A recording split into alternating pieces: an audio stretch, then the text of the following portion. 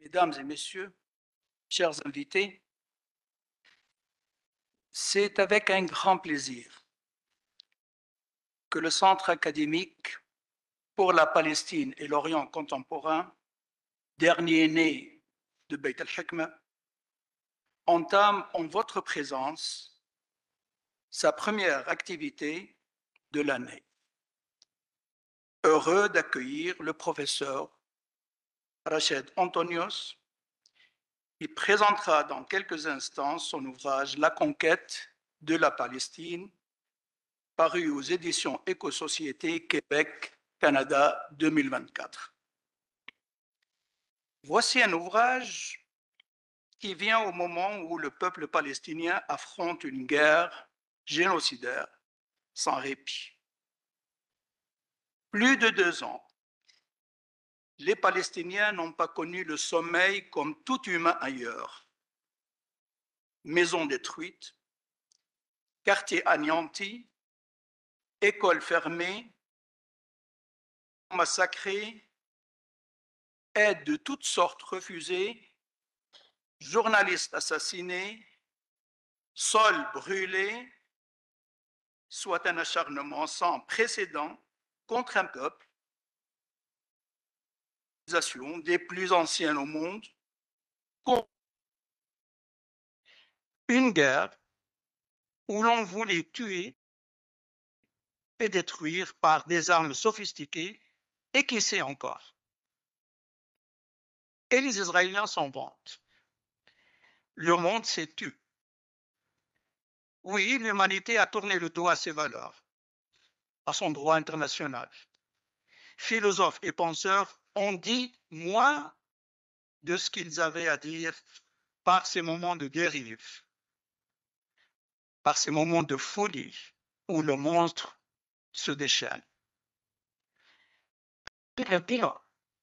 Les statistiques présentent les nombres de morts par milliers. Et qu'en savoir de l'état des blessés? Des statistiques sont encore discutables, car qui saurait donner le nombre des cadavres sous les décombres? Le nombre de 10 000 cadavres reste à vérifier. Le cadavre de Raad al-Rabah posera problème à l'humanité. En dire autant des otages dans les prisons israéliennes, des enfants mutilés, des femmes massacrées. 2 ans durant, l'humanité n'a fait que changer de temps, d'éthique, si elle en est une, et de goût. Le monstre prêchait la civilisation, la modernité, contre la barbarie des terroristes. Pardon, selon le mot de C. Ahmed Onaïs, terroriste ou résistant. On n'en sait pas trop. Et les grandes puissances écoutaient le monstre avec intérêt. Les médias ne s'en éloignent pas. 2 ans durant, la terreur n'a cessé d'envelopper toute la région. Et pourtant, le peuple palestinien a tenu le coup. Le prix en était excessif. Le monde entier a vécu 2 ans de guerre, un cauchemar sans lendemain, une peur sans égale et un attachement à la liberté qui n'a jamais été autant ferme que la souffrance. Dirait-on que la mort est devenue subitement une passion? Les jeunes Palestiniens l'ont cherché devant les chars, des jeunes soldats nus quelquefois. Si j'admirais de ma vie des séquences qui sont greffées dans ma mémoire, je ne trouverais pas mieux qu'une pareille séquence. Là est le prix Nobel de la guerre. Qu'est-ce que l'humanité a enduré? Cette souffrance fatale, c'est relever la même humanité tout ensemble, par toutes les voix, crier fort, Free, Free Palestine. La société civile, partout dans le monde, a dit non au génocide, a dit non à la guerre, a dit oui à la paix. Ce livre que nous nous apprêtons à présenter n'est autre que la substance de cette voie, car la Palestine n'est autre que la somme de l'humanité. Attention au monstre, il ne fera pas de différence entre les peuples, entre les nations, entre les pays. Et sans liberté, l'homme sera son propre destructeur, quel que soit son pays, quelle que soit sa religion. Rappelons-le, la Palestine sauvera le monde entier tant qu'elle est libre. Ce livre nous mènera par ces chemins pour en discuter davantage et initier un débat sur l'état de la question. Sur l'après-guerre aussi, il faut y penser. Une guerre des 100 ans. Voici un titre qui nous rappelle Rachid Khalidi aussi, qui a écrit son livre sur la guerre des 100 ans contre la Palestine. Je viens maintenant au conférencier, c'est Rachid Antonios. Il est professeur, titulaire retraité, professeur associé depuis janvier 2021 au département de sociologie à l'Université du Québec, Montréal. Il a commencé matheux. Il a eu son BI scientifique en mathématiques pures et appliquées, un master scientifique en mathématiques, et il a commencé un PhD en mathématiques, mais il a changé d'avis. Il a fait sociologie à l'université et eu son PhD de l'Université du Québec, à Montréal. Il a accompli plusieurs fonctions au cours de sa vie professionnelle, dont professeur de sociologie à l'Université du Québec, à Montréal, chercheur résident à l'Institut méditerranéen de recherche avancée à Marseille, consultant sur le Proche-Orient, droit et démocratie, professeur de sociologie à l'Université d'Ottawa et professeur de sociologie et anthropologie à l'American University in Cairo. Ses recherches portent sur les sociétés arabes et musulmanes, la migration des Arabes au Canada, islam et altérité, représentation des Arabes et musulmans de l'islam dans les discours médiatiques au Québec. C'est Rachid, il est écrivain abondant. Il a écrit 10 livres, dont La conquête de la Palestine, Islam et islamisme en Occident, Immigration et interculturalisme, pour ne citer que quelques-uns. La liste des chapitres dans les ouvrages est encore plus longue encore la liste des articles. Je vous en fais l'économie. Permettez-moi, cher professeur Rachid Antonios, de vous exprimer ma gratitude pour nous avoir offert cette opportunité de vous rencontrer, de discuter avec vous et de mieux connaître les péripéties de cette réflexion que vous avez émise dans votre livre « La conquête de la Palestine ». Merci à vous tous.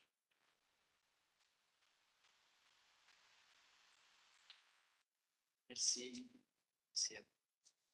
Je suis très honoré. Voilà. Merci à vous. Je suis très honoré d'être dans cet endroit où la pensée, la beauté et l'engagement se rencontrent et, semble-t-il, cohabitent très harmonieusement. Je m'intéresse à la question palestinienne depuis plus de 50 ans. D'abord, un peu comme un hobby que je faisais à côté, un engagement. Et avec le temps qui a passé, c'est devenu de plus en plus important dans mon travail, dans mon engagement. Arrive le 7 octobre et tous les rapports de presse, les émissions de télévision commencent par la phrase « Depuis l'attaque terroriste du Hamas le 7 octobre, blablabla ». Bla, bla, bla. Au bout d'un mois, je me dis « Mais ça n'a pas de sens. Le 7 octobre n'est pas le début de l'histoire. C'est la conclusion d'une guerre de 100 ans. » Et donc, j'ai décidé d'écrire ce livre avec un but, de donner des outils pour clarifier le débat. Parce que quand on parle de Gaza, tout se mêle. Terrorisme, violence, islamisme, Hamas, colonisation. Et on ne sait plus par quoi commencer. Et les gens disent c'est très compliqué. Et ma thèse est que non, ce n'est pas compliqué. C'est très simple. Il y a une idée qui permet de structurer toutes les autres. C'est que depuis 100 ans, un groupe d'Européens essentiellement, animés par une idéologie nationaliste qui est le sionisme, ont voulu faire main basse sur ces territoires, non pas pour vivre à côté des habitants qui étaient déjà là, mais pour les expulser et prendre leur place. Cette idée est fondamentale. Tout le reste se comprend. Tout le reste tombe en place si on prend cette idée-là comme fil conducteur pour l'histoire. Maintenant, comment aborder cette idée alors que le débat est tellement polarisé, qu'il y a des opinions, qu'on ne sait pas comment faire la distinction entre ce qui est objectif et ce qui est subjectif. J'ai pris une stratégie très simple. Je me base sur 3 moments que je considère être structurants, sur 3 moments où il y a des documents qui ont une valeur en droit international qui déterminent ce qui peut être fait sur le terrain. Et ces documents ne sont pas sujets à interprétation. Ils sont très clairs. Peut-être qu'il y a des petits points de détail qui peuvent être interprétés, mais le sens de ces documents est parfaitement clair et il balise cette prise de contrôle du territoire. Une fois qu'on a fait cette démonstration, tous les autres éléments du conflit, du problème, de cette histoire coloniale tombent en place. Et donc, c'est ça que je me suis employé à faire. Alors, la première chose à constater, ah oui, avant d'aller plus loin, je vais faire la conférence en طبعا بس أنا طبعا مستعد إن أنا أجاوب أي سؤال باللغة العربية أو بالإنجليزية. من فضلكم كونوا على راحتكم لو في تعليق بعد المحاضرة أو سؤال باللغة العربية فهذا مش مشكلة على الإطلاق. Bon, donc, ce que je disais, c'est qu'il y a une transformation politique et démographique majeure qui a eu lieu au courant du XXe siècle que des historiens comme Ilan Pappé qualifient de nettoyage ethnique. On va voir au bout de ma présentation que la notion de nettoyage ethnique a pris 3 formes différentes au cours de l'histoire, mais que c'est la même notion qui s'est perpétuée depuis 100 ans. Il y a un petit point de détail sur lequel je vais passer rapidement, mais juste le premier de ces 3 points.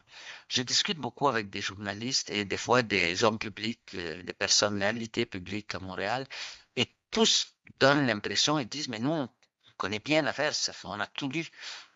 Et je me dis, mais d'où vient cette impression? Et elle vient d'un processus de saturation de l'espace. Les journalistes lisent une nouvelle, ils consultent un autre média, Washington Post, c'est à peu près la même chose, New York Times, c'est à peu près la même chose, BBC, c'est à peu près la même chose. Donc, ils disent, voilà, j'ai fait le tour de la question.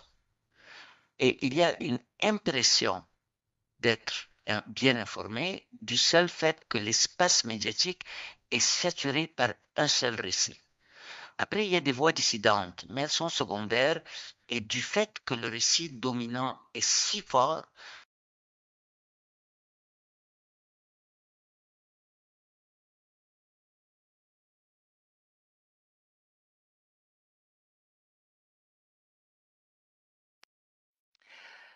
Alors, je vais passer rapidement sur un aspect que d'habitude, quand je donne des conférences en langue arabe, j'insiste.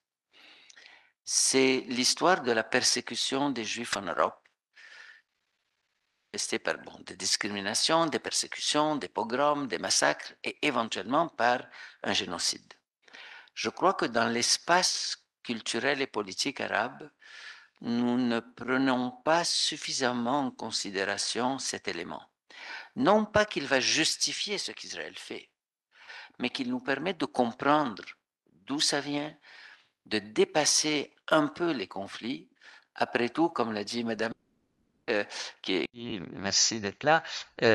Dans cette région, il y a à peu près 7,5 millions de juifs et 7,5 millions de non-juifs.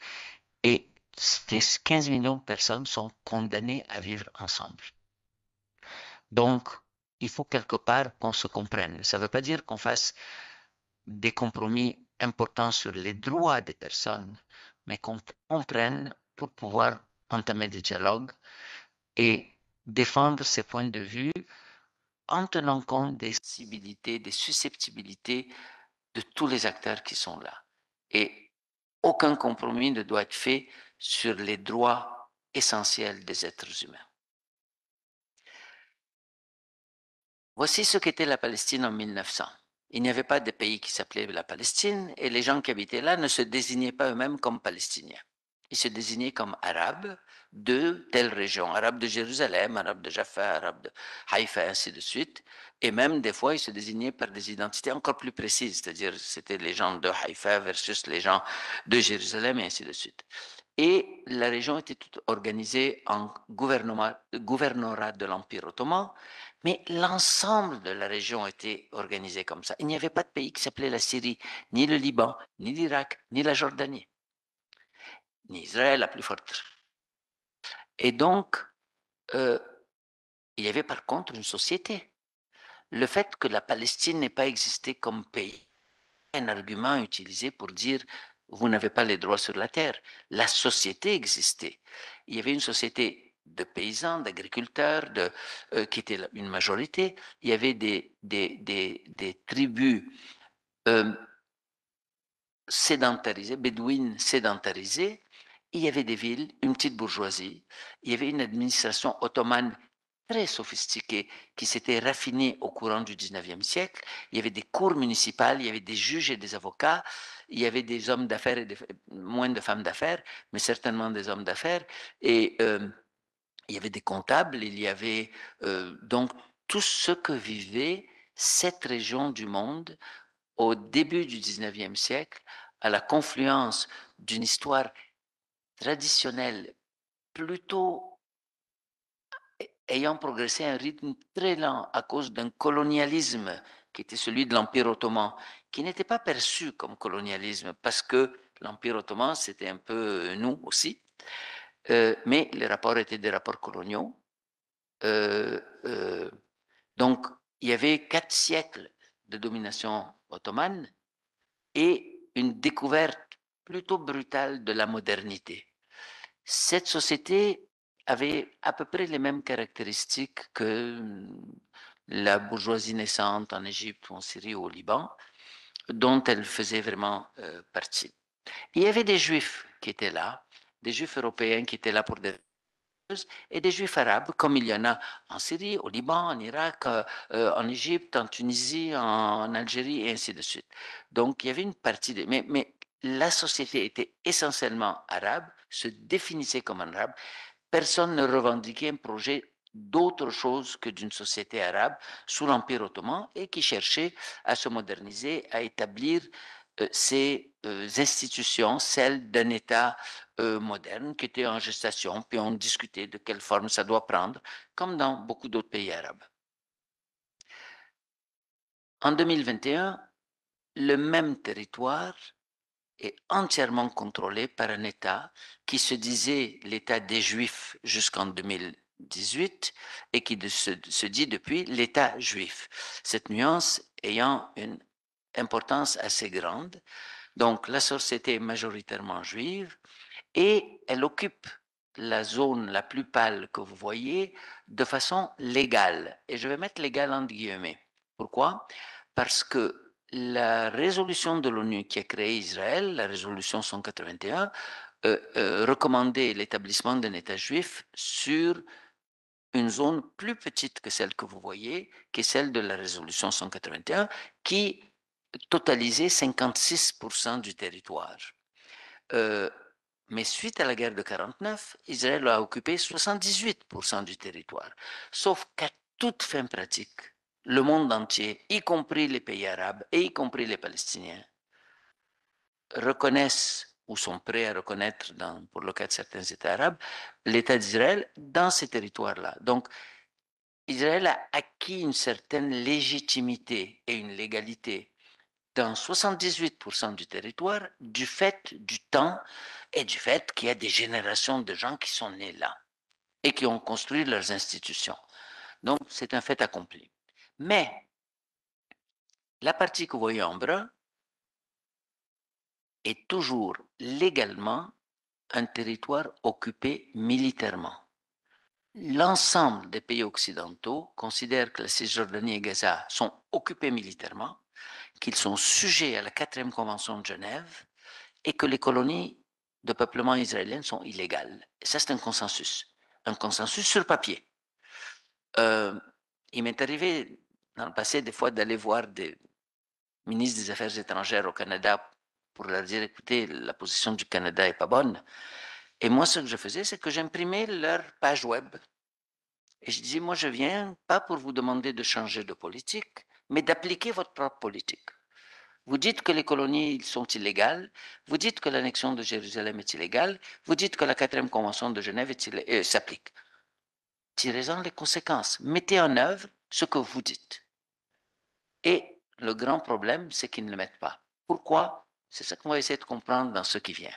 Mais rappelez-vous une chose, l'enjeu principal depuis 1949, c'est ces deux petits bouts un peu plus foncés sur la carte que sont la Cisjordanie et Gaza, qui totalisent 22% de la Palestine.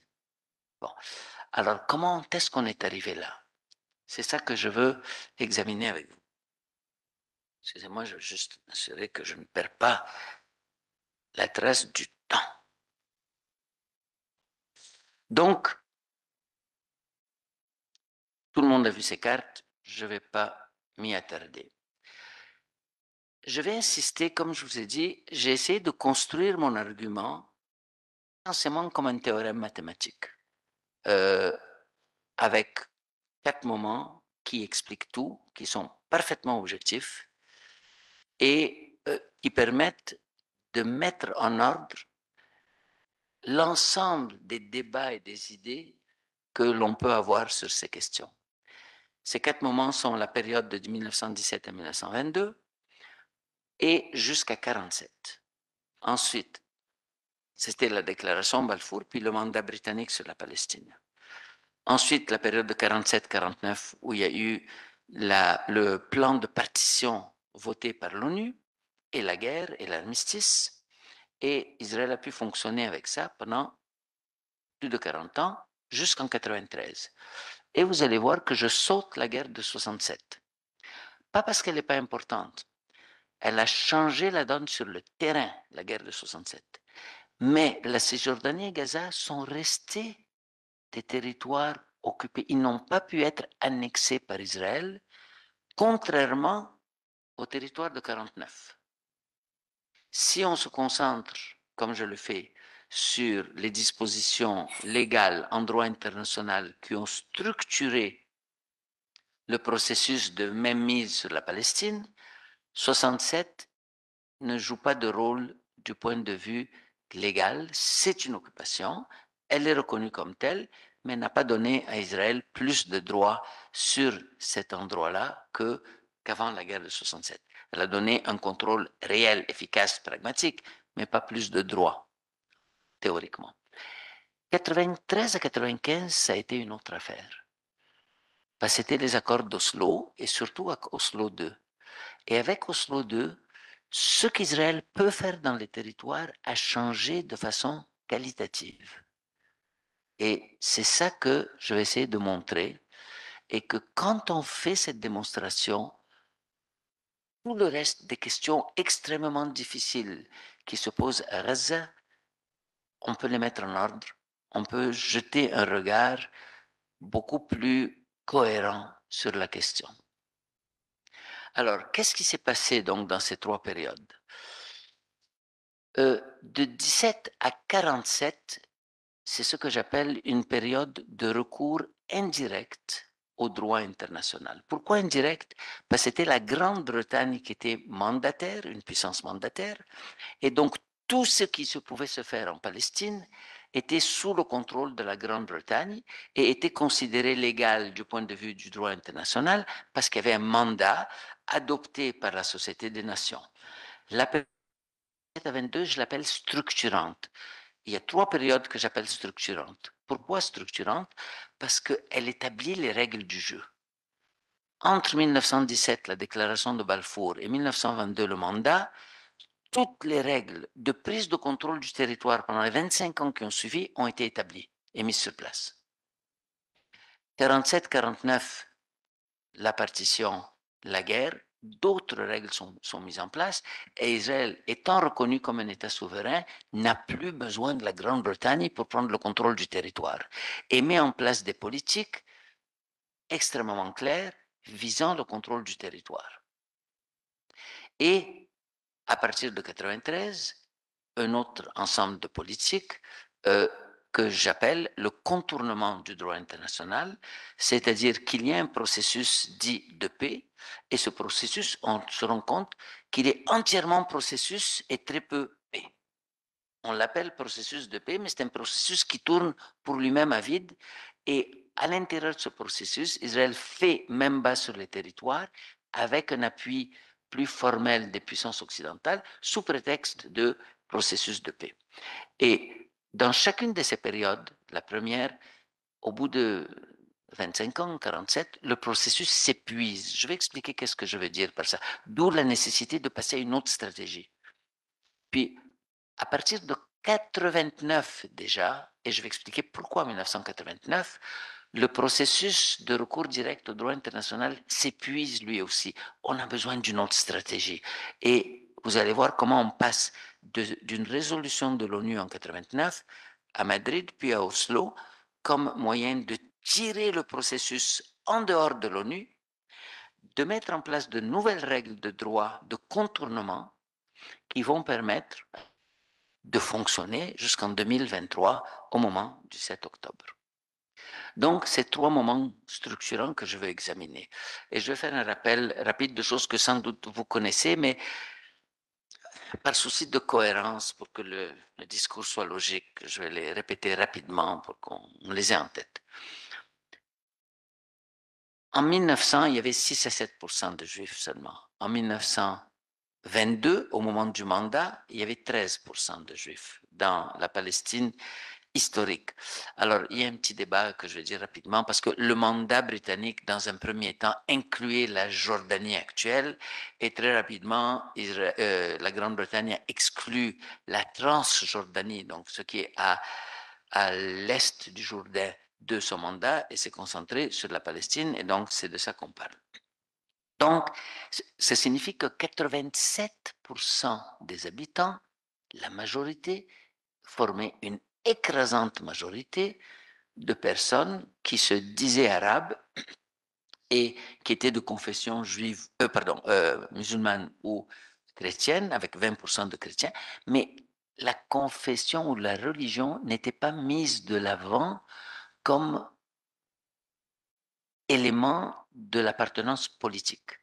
Les gens considéraient que la religion, c'est c'est entre la personne et Dieu, et que la politique, ils étaient des Arabes de Palestine qui luttaient pour leurs droits. Et le territoire s'appelait Palestine.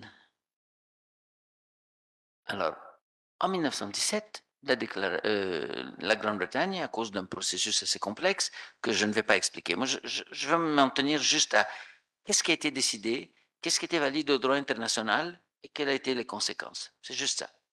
Et je demande dans ma préface, je ne suis pas un historien. Et ce n'est pas une histoire de la Palestine. Ce que je fais est une histoire d'un seul processus, d'un seul élément de l'histoire, la prise de contrôle du territoire. Point. Une fois qu'on a établi comment ce processus s'est déroulé, tout le reste a du sens et on peut mettre en ordre les multiples idées et ça devient beaucoup plus clair. Que dit la déclaration Balfour? Je suis sûr que tout le monde la connaît, mais je veux m'attarder sur 2 aspects. C'est une déclaration. L'anglais fait 67 mots. Dans ces 67 mots, les droits politiques des Juifs sont reconnus 2 fois.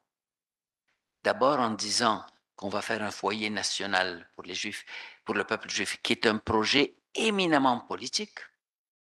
Et deuxièmement, on dit que le statut politique dont les Juifs jouissent dans les autres pays d'origine, d'où ils sont partis, ne va pas être affecté.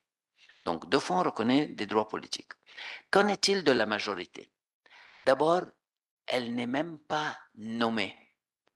On ne les désigne pas par ce qu'ils sont, on les désigne par ce qu'ils ne sont pas. On ne dit pas la majorité arabe, on ne dit pas les musulmans, on ne dit pas les chrétiens de Palestine. On dit les collectivités non juives. On n'emploie même pas le mot de peuple pour eux, alors que pour les juifs qui arrivent là, on parle de peuple. Et plus tard, je vais faire une petite remarque sur la notion de peuple juif qui est passé d'un peuple spirituel avant 1900 à un peuple politique après, sous l'effet du sionisme, et qui a été très contesté dans les communautés juives d'ailleurs. Je vais en reparler. Et donc, l'écrasante majorité, les 87%, on les désigne par ce qu'ils ne sont pas, collectivités non juives, et on reconnaît des droits civiques et religieux, mais pas politiques. Le mot droit politique n'existe pas pour eux. Mais pour les juifs, on les reconnaît deux fois. Sauf que la déclaration Balfour est une déclaration d'intention.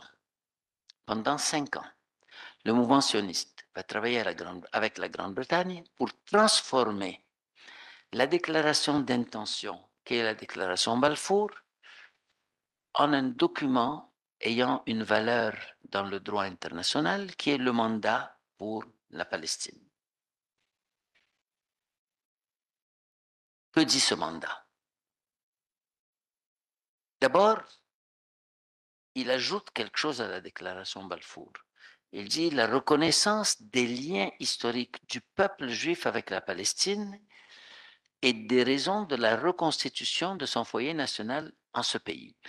Ces 3 lignes-là pourraient faire l'objet d'un livre entier par lequel on examinerait comment un peuple spirituel a été transformé par le mouvement sioniste et par cette déclaration en un peuple politique. Qu'avait à faire un juif bolchevique en 1900 avec un capitaliste juif britannique? Rien, politiquement. Ils partageaient une même foi spirituelle. Mais politiquement, ils étaient de deux bords opposés. Le sionisme a voulu en faire un peuple politique et la déclaration Balfour consacre ce choix-là. Et que dit-il? Le mandataire, la Grande-Bretagne, assumera la responsabilité d'instituer dans le pays un état de choses politiques, administratives et économiques de nature à assurer l'établissement du foyer national pour le peuple juif et assurer également le développement d'institutions de libre gouvernement pour eux aussi.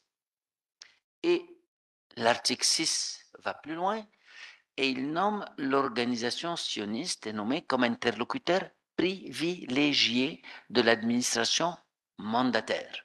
Donc, quand le haut-commissaire britannique veut faire un réseau hydroélectrique, il ne va pas consulter les 87%, il va consulter les immigrants européens. Et je fais exprès de les désigner par le terme immigrants européens, parce que pour les Palestiniens, ça ne faisait pas de différence qu'ils soient juifs, protestants ou athées. Ce qui était important, c'est qu'il y avait des immigrants d'Europe qui venaient, qui en voulaient à la terre. Alors, je vais passer rapidement sur certains éléments, mais la présentation PowerPoint sera disponible pour qui veut bien la regarder, de même que le livre, et elle contient ces détails. Mais je vais m'attarder sur quelque chose dont on ne parle pas beaucoup quand on parle de la Palestine. C'est un débat qui a eu à la Chambre des Lords, qui est la Chambre haute, l'équivalent du Sénat, en 1922. Pourquoi ce débat est important? Parce qu'il établit des vérités de ce qui se passait sur le terrain, qui avait déjà été mis en œuvre par Sir Herbert Samuel, qui était le haut-commissaire britannique, et qui a été légalisé par le mandat par la suite. Que dit ce débat?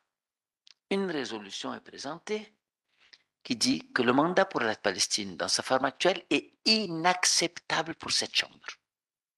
Et 2 raisons sont données. la Grande-Bretagne a fait des promesses aux Arabes parce qu'elle voulait que les Arabes se battent avec eux contre les Turcs. Donc, pour les encourager à se battre, on leur avait promis monts et merveilles. Et c'était consigné dans des ententes formelles. Et donc, les lords disent, on a fait des promesses aux Arabes, on ne peut pas les trahir.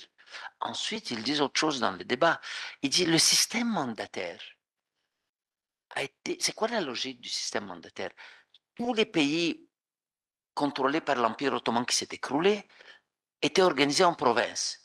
Il n'y avait pas de ministère de la Santé, il n'y avait pas de ministère de l'Éducation, il n'y avait pas de ministère des Finances, il n'y avait pas d'armée. Il n'avait pas de structure d'État. Les puissances coloniales préféraient avoir affaire à des États qu'à des provinces. On peut mieux négocier avec les États, on peut avoir une influence, c'est plus facile à gérer. Et donc, ils ont mis en place ce système mandataire pour aider les majorités à construire leur État avec qui les puissances coloniales pourraient négocier et avoir une influence. Pas une question d'appui aux droits des peuples colonisés. C'était plus facile de gérer avec des États qu'avec des provinces. Sauf pour la Palestine, où le but du mandat n'est pas d'aider la majorité à construire ses institutions, mais d'aider une minorité d'immigrants à faire des institutions pour eux. Donc, cette résolution est débattue pendant quelques heures et le débat est extrêmement intéressant. En le lisant, j'avais l'impression de lire ce qu'Israël faisait en Cisjordanie dans les années 70. Ils établissent que quand il s'est agi de faire un réseau hydroélectrique, les hommes d'affaires arabes sont venus avec un projet et les immigrants sionistes sont venus avec un autre projet, une compagnie liée à eux. Qui a le projet? Les immigrants sionistes. On veut faire une banque centrale.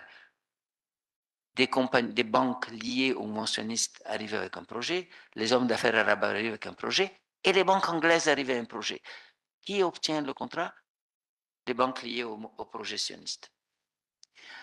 Quand j'ai lu les détails de ce débat, j'ai compris une chose très importante, que ce que le mandat a fait, c'est qu'il a permis aux immigrants européens encadrés par l'idéologie sioniste de construire toutes les institutions qui vont leur permettre de gérer l'État d'Israël quand il va être déclaré plus tard. Ils ne savaient pas quand est-ce ça allait être déclaré, mais ils mettaient en place des institutions au détriment de la majorité qui, elle, n'avait aucun contrôle sur ces institutions.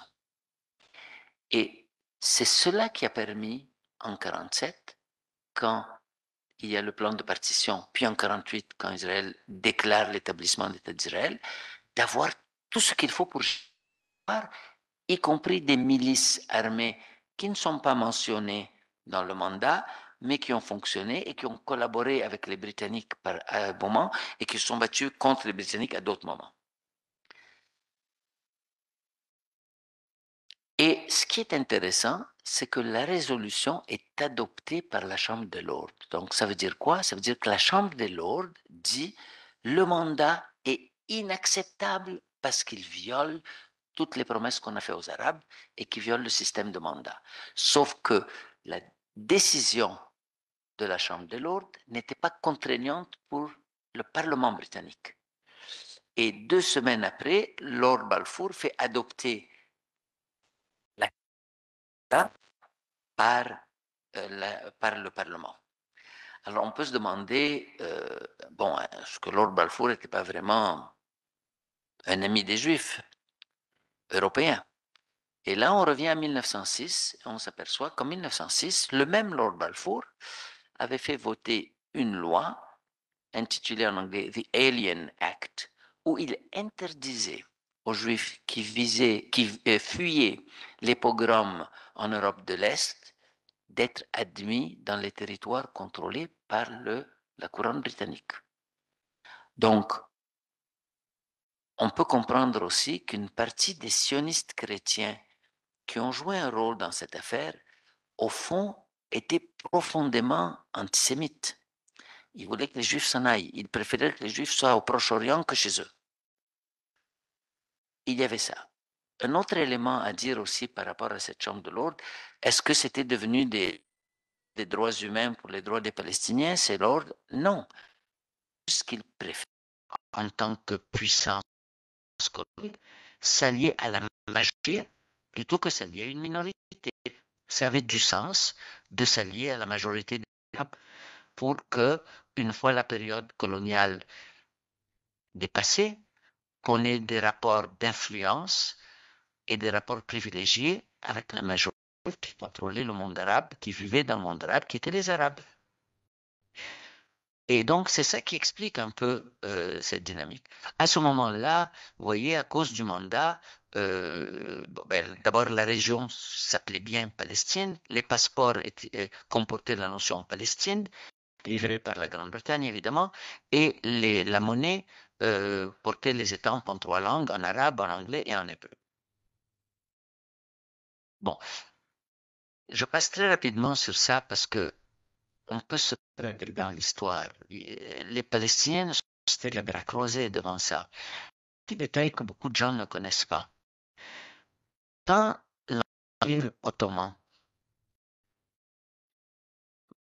a constaté qu'il perdait un peu de sa puissance et de ses revenus, il a commencé à privatiser les terres agricoles qui étaient auparavant des terres domaniales. Et il les a vendues à des grands propriétaires qui vivaient dans la ville. Ils pouvaient habiter Beyrouth ou Jérusalem ou quelque terre. Quand le mouvement sioniste a voulu acheter des terres, il s'est adressé à ces grands propriétaires qui ont vendu des terres comme ils les avaient achetées en bloc. Ils vendaient des villages entiers. Et dans les contrats d'achat de ces terres, il était marqué les terres doivent être livrées vides de leurs habitants. Donc, les sionistes arrivaient dans un village et disaient aux paysans, ben, on a acheté la terre. Et les paysans disaient, bon, parfait, c'est à vous qu'on va payer le loyer maintenant. Ils disaient, non, c'est pas le loyer qu'on veut, c'est la terre. Allez-vous-en, partez. Et c'est à ce moment qu'il a commencé à avoir des confrontations armées entre les paysans et les immigrants européens. C'était pas le seul facteur. Je ne veux pas réduire toute l'histoire très complexe à ça, mais c'était un facteur majeur. Alors, la société palestinienne a résisté de cette façon, de façon inorganisée au début. En 1936, il y a eu une grande révolte qui a duré 3 ans, et il y a un film qui passe maintenant en France en tout cas, qui a pour titre Palestine 1936, que je n'ai pas vu, qui semble être très intéressant, mais qui parle de cette révolte. Les bourgeoisies palestiniennes ont utilisé une autre méthode de résistance. Eux, ils avaient des intérêts à protéger aussi. Donc, ils ont fait des comités, ils sont allés à Londres, ils ont négocié, ils ont reçu des comités britanniques, ils ont reçu la commission King Crane, ils ont fait valoir leur point de vue et ils disaient ce qui se passe est inacceptable, mais ils croyaient fermement que les puissances occidentales allaient respecter le droit international et ils fonctionnaient en fonction de ça. Ils ont été déçus, évidemment. Et donc, arrive la Deuxième Guerre mondiale, la Grande-Bretagne sent qu'elle n'est plus capable de gérer parce qu'avec la Deuxième Guerre mondiale et le génocide des Juifs en Europe, beaucoup de Juifs voulaient aller en Palestine, la Grande-Bretagne voulait mettre des limites à l'immigration, les Juifs résistaient, il y a eu des confrontations armées entre les groupes armés sionistes de la Haganah et du Irgun contre les Britanniques, il y a eu des attentats meurtriers. Je ne veux pas aller dans ces détails parce que comme je dis, je n'essaye pas de faire l'histoire de la Palestine. Le livre de M. Gilles Bibot, qui est là, fait ça beaucoup mieux que moi, ainsi que les livres d'Ilan Papé et d'autres historiens israéliens ou arabes comme Rachid Khalidi, Walid Khalidi, Nour Masalha, et ainsi de suite. Petite parenthèse. Dans le livre, je cite plus souvent des historiens israéliens que palestiniens. C'est pas un hasard, c'est pas que je sous-estime le rapport, c'est que j'essaie de dire quelque chose, que même si on ne s'en tient qu'aux historiens israéliens, on peut raconter la même histoire que celle que je raconte. Ceci dit, les historiens palestiniens ont fait un travail extrêmement important à divers niveaux. Et donc, la Grande-Bretagne arrive à une impasse et s'adresse à l'ONU et dit, s'il vous plaît, l'ONU, résolvez le problème, je ne suis plus capable de le résoudre. L'ONU adopte un plan de partition de la Palestine qui est celui-là. L'ONU donne 6% du territoire aux immigrés européens. Et je dis bien européens parce que les Arabes sont ajoutés après. C'était un projet européen avant tout. Donc, donne 56% du territoire aux immigrants européens en leur donnant les meilleures terres, celles qui sont sur le littoral, qui sont évidées, qui ont plus de pluie, où il y a des ports, et on pousse les Palestiniens dans l'arrière-pays. Et on leur donne 44%. Alors, il y a plusieurs choses à propos de ce plan de partition. Certains pays arabes, je n'ai pas tous les détails de qui a proposé ça exactement. Certains pays arabes et certains notables palestiniens sont arrivés avec une proposition formelle d'une confédération. Ils ont dit, après tout, la logique, je n'ai pas écrit comme ça là, mais la logique, c'est que nous avons accueilli les réfugiés arméniens qui étaient chrétiens, victimes d'un génocide commis par une puissance musulmane qui était la Turquie, en 1915. Ces gens se sont intégrés au Liban, en Syrie, à Jérusalem, en Égypte. Ils disent, on peut très bien accueillir les réfugiés juifs européens. On peut même leur reconnaître une entité politique. Faisons une confédération, mais ne divisons pas le pays. Et c'est un diplomate canadien, par la suite devenu juge, le juge Ryan, très progressiste sur plein d'autres choses, entre autres sur les droits syndicaux au Canada, qui a travaillé dans les commissions et dans les débats préparatoires pour que la proposition de confédération et d'État unique ne soit pas amenée à l'Assemblée générale et que seul le plan de partition soit amené à l'Assemblée générale et effectivement, c'est le plan de partition qui est adopté.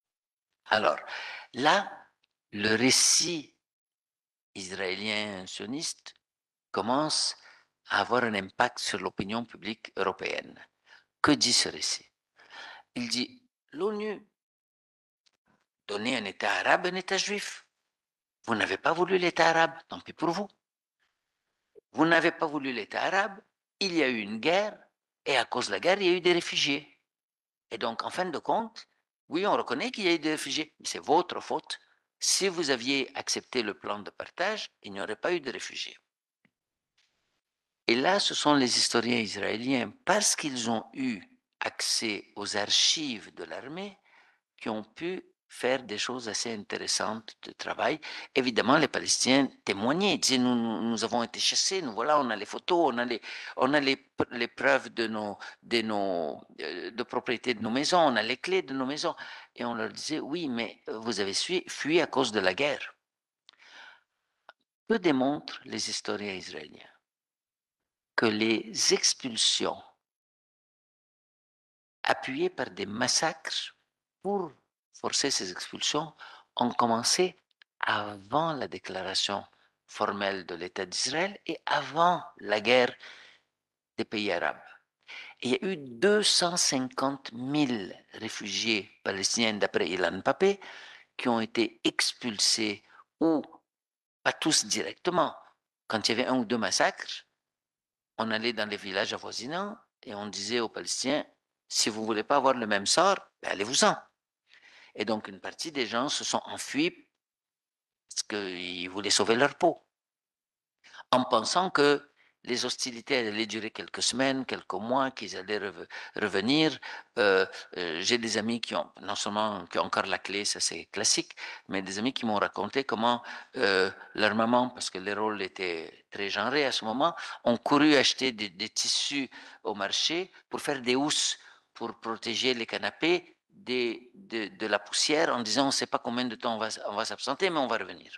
Bon, alors il y a eu 250 000 réfugiés. Ces réfugiés ont fait pression sur les pays arabes qui ont intervenu d'abord, surtout dans les régions qui devaient rester arabes. Donc, ils n'ont pas attaqué les zones attribuées par l'ONU à Israël dans un premier temps. Mais je ne connais pas tous les détails de cette guerre. Le résultat est le suivant. D'abord, la documentation. non seulement les statistiques de Ilan Pappé, non seulement les documents formels de l'armée que Benny Morris et Ilan Pappé ont trouvés dans les archives de l'armée, mais les témoignages de journalistes comme John Kimche, qui a écrit un livre qui s'appelle The Seven Fallen Pillars. Il raconte qu'en 1948, tout le monde a entendu parler du village de Deir Yassin. Ce qu'on oublie, c'est que Deir Yassin est arrivé avant la déclaration de l'État d'Israël et avant la guerre. Et John Kimche dit, on a assassiné 254 Arabes froidement, alors que ce village collaborait le mieux avec les collectivités agricoles juives avoisinantes. Pourquoi on les assassine? Ben, le message était clair. Même si vous collaborez, même si vous êtes gentil avec nous, partez. C'est la terre qu'on veut.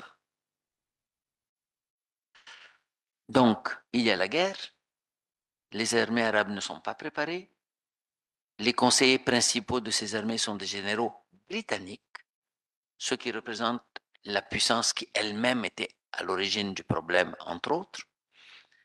Et donc, et l'armée israélienne, même Israël dit toujours un petit pays plein d'Arabes, mais l'armée israélienne était plus, en termes de soldats, d'équipement, était mieux équipée que toutes les armées arabes réunies. Et donc, ils gagnent la guerre et ils occupent 78% du territoire. Et en novembre 49, les armistices ont été signés une à une avec les divers pays arabes. Quel est le résultat de cette guerre? En plus des 250 000 personnes qui ont été chassées, un autre 500 000 ont été chassées. Au total, les estimés varient entre 700 et 850 000. Le plus crédible à mes yeux est de 750 000. En fait, je dis à mes yeux, je ne suis pas un historien. Aux yeux des historiens, c'est les vrais historiens que je lis, ils présentent toujours le chiffre de 750 000 comme le plus probable ou le plus... Enfin, c'est autour de ce chiffre que ça joue. Et comme je l'ai dit, moi j'ai fait un travail pédagogique dans ce livre, ce n'est pas un travail d'historien. J'ai synthétisé ce que les vrais historiens font, en essayant d'être aussi rigoureux que possible sur les sources. Donc le résultat, c'est qu'Israël occupe 78% du territoire, que 750 000 Palestiniens ont été chassés et que la plupart se trouvent dans les camps de réfugiés de Gaza, un point qui n'est pas un point de détail sur lequel je vais revenir tantôt. Et dans les territoires occupés par Israël en 48-49, donc une partie a été attribuée formellement par l'ONU, une autre partie a été juste occupée, Israël commence un processus que l'organisation israélienne B'Tselem qualifie de processus de judaïsation du territoire. Ça veut dire quoi? Faire disparaître les Palestiniens dans la mesure du possible. Je dis bien dans la mesure du possible. Pourquoi? Parce qu'il est resté quand même une partie des Palestiniens dans l'État d'Israël et que ces Palestiniens formaient 20% de la population à peu près le long de l'histoire, avec des variations en termes démographiques. Bon. Donc, Israël commence par raser complètement 450 villages palestiniens, enlever les noms arabes, mettre des noms hébreux à la place, des affiches hébreux, et on fait disparaître les villages. Qui a documenté ça? Israël Shahak, professeur de chimie à l'Université hébraïque de Jérusalem, fondateur de la Ligue israélienne des droits de l'homme, où il a documenté ces 450 villages écrasés. Par la suite, un historien palestinien, Selman Abou Sitta, a documenté, lui, 550 villages en publiant un gros volume que j'ai eu la chance de me procurer à un moment donné, où il est marqué en arabe le nom de ces villages, le nom des familles régnantes, des familles dominantes dans le village, l'économie principale, le nombre d'habitants. Tout est parfaitement clairement établi. Et j'ai entendu dire qu'un historien israélien, plus récemment, a continué cet archivage et trouve, lui, 600 villages. Yuri Davis avait à un moment donné aussi creusé cette question, et quand on allait en Palestine ou en Israël, il se faisait un plaisir de guider les gens à travers les collines et les villages en montrant, voilà, ici il y avait tel village, ici il y avait tel village, ainsi de suite. Israël passe aussi la loi des absents. Que dit la loi des absents? Si vous n'étiez pas dans votre maison au moment des hostilités, au moment de la guerre, vous la perdez, si vous êtes palestinien. Mais on prend votre maison et on la donne à une famille juive qui vient d'Europe ou des États-Unis. Les familles qui venaient du monde arabe, d'Irak, ça, on ne leur donnait pas encore les belles maisons. C'était surtout aux Européens. Et on passe la loi du retour qui dit que tout juif qui vit n'importe où dans le monde peut venir en Israël, même si ça fait 10 générations qu'ils vivent en Europe et tout ça, ils peuvent venir en Israël et dire, moi, je reviens chez moi. Et donc, on lui donne une maison, il a immédiatement des services sociaux, l'identité, ainsi de suite. Je suis sûr que tout le monde a entendu parler des livres de Shlomo Sand, qui déconstruit un de ces mythes et qui démontre que le peuple juif d'aujourd'hui, enfin, les communautés juives d'aujourd'hui à travers le monde ne peuvent pas être dans leur majorité descendantes des juifs qui vivaient en Palestine il y a 2000 ans, et il le démontre de façon extraordinaire avec une multiplicité de méthodes historiques. Et et Israël refuse d'appliquer la résolution 194 de l'ONU qui dit que les réfugiés doivent être réadmis dans le territoire. Alors, les Arabes qui restent en Palestine posent un problème à Israël et Israël pose un problème parce qu'ils ne savent pas comment. De relations à établir entre eux. D'une part, ils sont en Colombie, d'autre part, ils sont en Israël. Israël finit par reconnaître les droits de citoyenneté en mettant dans les documents d'identité une ligne pour l'identité. La citoyenneté, nationalité. Donc, ces gens ont une citoyenneté israélienne, mais ils ont une nationalité arabe, les autres ont une nationalité juive, et il y a des nationalités druzes. Je n'ai pas l'inventaire total de diverses valeurs qu'on peut mettre à la case nationalité, mais on distingue. Donc, on a les droits de citoyenneté, mais pas tous les autres droits. Petit à petit, on leur reconnaît certains droits, y compris celui de voter, on leur reconnaît des services sociaux, ils sont représentés au Parlement, ils n'ont pas tous les droits de tous les autres, mais les partis palestiniens sont au Parlement, les partis islamistes sont au Parlement, et ils ont certains droits de vote et de présentation au Parlement plus grands que ceux qu'ils ont dans d'autres pays arabes. Mais ils n'ont pas les droits politiques essentiels qui est de se définir comme peuple et de définir leur futur et leur choix. Alors, je vais m'attarder sur un petit incident très intéressant qui a été rapporté, c'est pas moi qui l'ai découvert, c'est en lisant le texte de Omer Bartov, qui est un historien israélien des génocides, qui a publié ce texte le 13 août 2024 dans The Guardian. Omer Bartov dit, moi je suis un historien israélien, j'ai été soldat en Israël, je me suis battu, j'ai risqué ma vie pour défendre Israël. Et je suis devenu par la suite un historien des génocides. Et en tant qu'historien des génocides, je dis avec regret que ce qui se passe à Gaza est bel et bien un génocide. Mais dans le cours de son texte, j'ai relevé quelque chose, une citation de Moshe Dayan, qui était à l'époque le chef des armées, Chief of Staff des armées israéliennes. À l'époque, en 1956, Gaza était encore sous administration égyptienne, donc la frontière entre Gaza et Israël était une frontière internationale. Des Palestiniens traversent et tuent un Israélien. Et Moshe Dayan est appelé à prononcer l'oraison funèbre pour ce soldat. Que dit-il? Il dit, ne jetons pas l'opprobre sur les assassins d'aujourd'hui. Pourquoi leur reprocher la haine brûlante qu'ils nous vouent?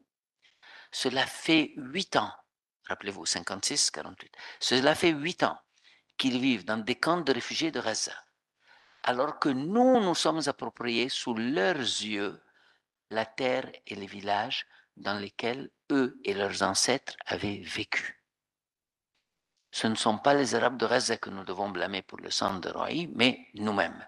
Alors rappelez-vous que ce n'est pas un jeune refusnik qui refuse d'aller servir dans le territoire qui dit ça, c'est le chef des armées israéliennes. Et après il ajoute, il dit, nous n'avons pas le choix. Nous sommes la génération de la colonisation. 6 millions de victimes du génocide juif nous regardent. Nous devons vivre un fusil à la main et une bêche dans l'autre main pour construire ce pays. Et cette conscience du dilemme moral que ça lui pose est intéressante parce qu'elle n'existe plus dans le leadership en Israël en ce moment. Donc, la guerre de 67 permet à Israël d'occuper plus de territoire. Je n'entre pas dans les détails. Tout ce qui m'intéresse, c'est quels sont les documents légaux qui changent le statut. Et le statut de la Cisjordanie et de Gaza n'a pas changé. C'est devenu des territoires occupés, mais Israël n'a pas eu plus de droits sur ces territoires. C'est devenu une puissance occupante. La Convention de Genève s'applique. Bon. Le Sinaï a été retourné à l'Égypte 10 ans plus tard, suite au move de Sadat de faire d'abord la guerre de 73 puis la paix. Le Golan a été annexé par Israël et le résultat de tout ça, c'est que Israël maintenant contrôle le territoire de 67.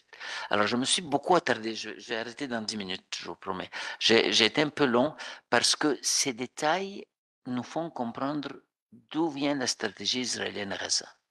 C'est une stratégie de prise de contrôle du territoire. Avant d'être une réaction au Hamas qui a commis des crimes de guerre, je vais me prononcer là-dessus tantôt. Bon, alors, le résultat, c'est les 22%. Et depuis 1967, ça veut dire depuis maintenant 57 ans, l'enjeu principal, c'est ces tout petits bouts de territoire, Cisjordanie, Gaza, qui forment 22%. Les Palestiniens ont compris qu'ils ont perdu. Ils ont fini par comprendre qu'ils ont perdu. Certains revendiquent l'idée d'un État unique, idée qui ressurgit maintenant et qui est la seule possible à long terme. Mais ils ont accepté l'idée de 2 États. Ils ont accepté de faire un compromis historique, de dire, OK, on a perdu, Israël, vous gardez pour le moment les 78%, nous nous contentons des 22%. Et il va être reconnu comme peuple dans ce... Israël ne veut pas. Israël veut grignoter le maximum possible de ce territoire et si possible l'ensemble de ce territoire. Il y a quelques jours, lors du discours triomphaliste de Trump à la Knesset, qu'a dit Yair Lapid. Yair Lapid, chef de l'opposition. Donc, en principe, ce n'est pas le clan de Netanyahou et de l'extrême droite religieuse. Que dit-il? Je connais la phrase presque textuellement. Il a dit, le Hamas, l'Iran et les Houthis se trompent sur nos intentions quand ils consultent des rapports des services de renseignement. Le seul rapport des renseignements qui dit vraiment l'intention d'Israël, c'est la Bible, Genèse. Et là, il cite la Genèse. Je vous ai donné la terre de Canaan pour vous et vos descendants pour que vous l'occupiez et que vous en bénéficiez pour l'éternité. Ça, c'est le chef de l'opposition qui dit ça. Donc, l'enjeu reste Cisjordanie et Gaza. Donc, rapidement, il y a une impasse. La guerre de 76 ne résout rien. Et là, pour les minutes qui restent, je vais m'attarder sur ce qui s'est passé à l'ONU entre 83 et 89. Pourquoi? Parce que on va mieux comprendre et Oslo et le dernier plan Trump-Netanyahou à la lumière de ce qui s'est passé. Que s'est-il passé? De 83 à 1989, à chaque année, une résolution est amenée à l'ONU pour dire il faut une conférence internationale sous l'égide de l'ONU. Ce point est très important pour résoudre le problème. Alors au début, 123 États ou 127 États appuient la résolution, mais ce n'est pas suffisant parce que c'est l'Assemblée générale, ce n'est pas le Conseil de sécurité. Et donc, les puissances européennes disent la résolution est trop agressive, il y a tellement qui dérange, puis tellement qui est antisémite, puis tellement... Puis, bon, alors à chaque année, la résolution est modifiée et il y a un peu plus d'appui. En 89, la résolution est adoptée par le monde entier, sauf 4 pays. États-Unis, Israël et 2 républiques bananières. Bon. Le monde entier, y compris les puissances européennes, l'Australie, le Canada, l'Europe, appuie l'idée d'une résolution internationale sous l'égide de l'ONU. Ça veut dire quoi sous l'égide de l'ONU? Ça veut dire que le droit international va s'appliquer. Pourquoi le droit international s'applique? Pourquoi Israël n'a pas réussi à annexer en 67 les territoires? Parce que, contrairement à la guerre de 49, avant la guerre de 67, le droit international avait été consolidé. Le principe de l'inadmissibilité de l'acquisition de territoires par la force avait été consolidé et surtout, la 4e convention de Genève a été adoptée, l'article 49 qui dit interdiction pour une puissance occupante d'expulser les gens qui habitent et interdiction pour elle d'installer sa propre population. C'est en vertu de cet article-là que des pays comme le Canada et la France considèrent que les colonies israéliennes sont illégales. Et pourquoi considèrent-ils ça sur papier?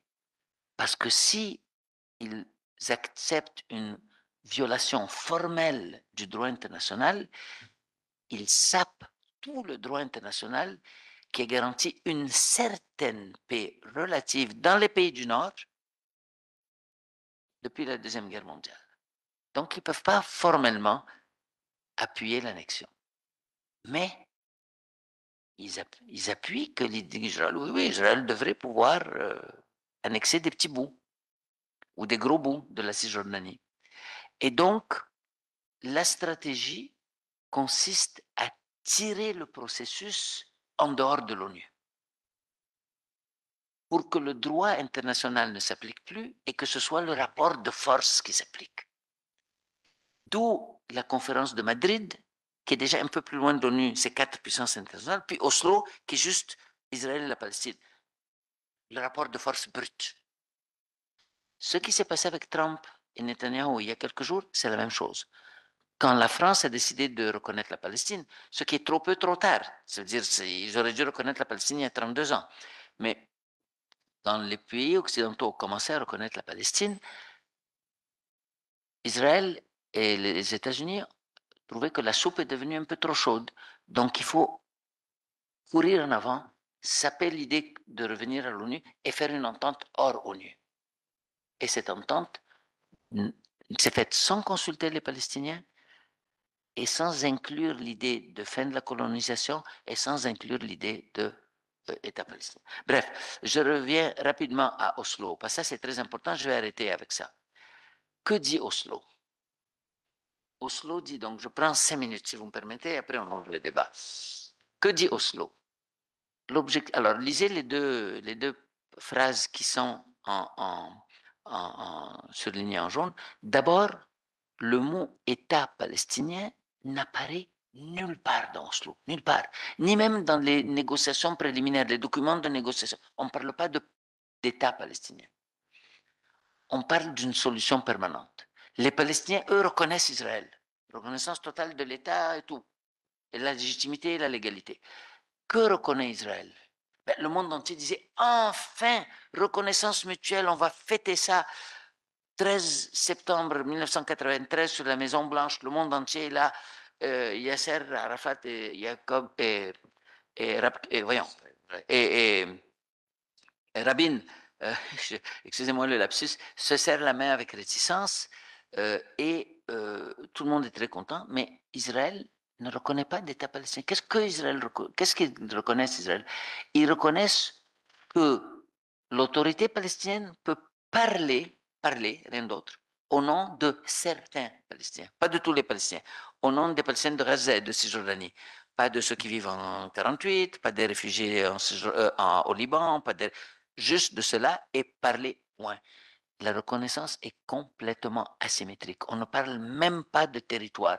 Tout ce qu'on dit, on va trouver une solution permanente. Et sur quoi elle va être basée légalement, la solution permanente? Sur la résolution 242 et 338 qui répètent 242. Que dit 242? Le mot palestinien n'existe nulle part dans la résolution 242. Même les réfugiés ne sont pas désignés comme réfugiés palestiniens, tout simplement comme réfugiés.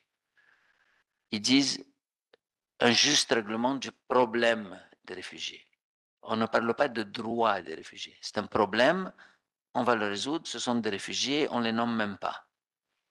Par contre, tous les États de la région, c'est marqué noir sur blanc, en fait ici jaune sur noir, tous les États de la région, on va reconnaître leur droit à la sécurité dans des frontières reconnues et établies. Donc, résolution 242 reconnaît tous les droits à Israël, mais aucun droit aux Palestiniens. C'est pour ça qu'à l'époque, Arafat avait dit, elle ne nous concerne pas. Bon.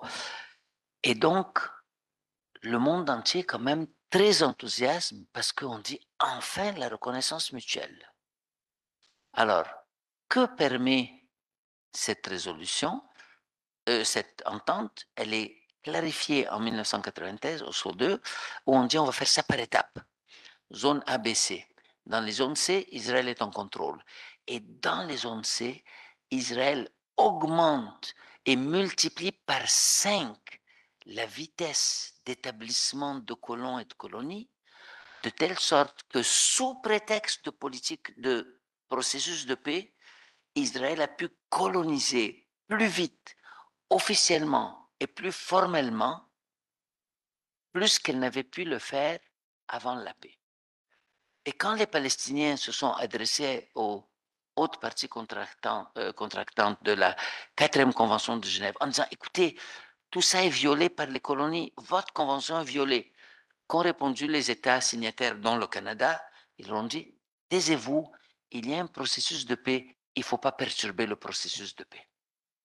Et ils ont ajourné ad vitam aeternam la réunion que devaient tenir les hautes parties contractantes de la 4e Convention de Genève.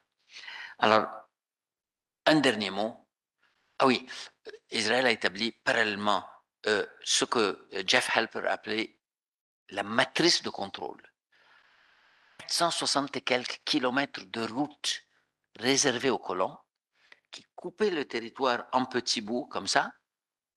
Ça, c'est un journaliste du Monde qui a imaginé ça comme un archipel au milieu de l'eau. 460, plus de 400 checkpoints qui faisaient que pour aller de Ramallah à Jérusalem, moi j'ai fait cette route avant Oslo, 15 minutes. Après Oslo, 2 heures. Avec une partie où vous ne pouvez pas prendre l'auto, vous devez descendre et marcher avec vos valises, supposément un checkpoint, mais on ne check rien. C'est juste une façon de paralyser l'économie palestinienne et de tuer Jérusalem comme centre économique de la Cisjordanie. Je ne vais pas parler des processus de paix parce qu'ils n'ont pas résolu, je vais m'arrêter là. Juste une dernière phrase. Est-ce que la violence a commencé avant le 7 octobre? Non.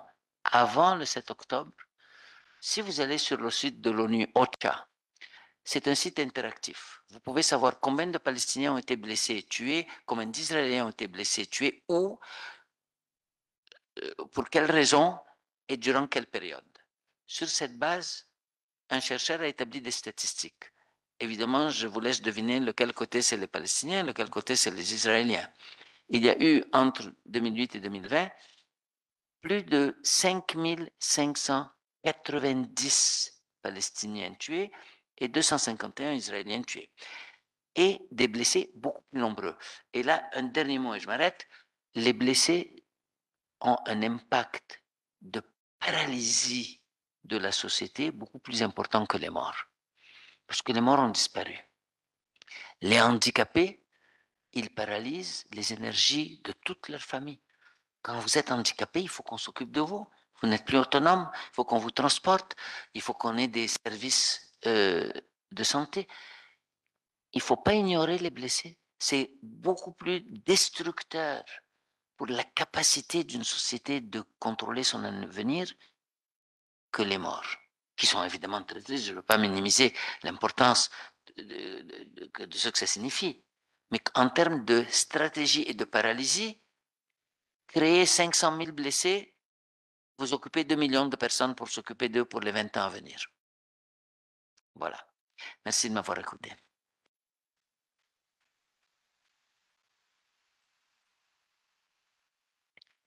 Merci, Sirached, pour cette réflexion documentée, précise, mais aussi une déconstruction qui ne mène pas pour avoir un certain espoir qui serait pour demain.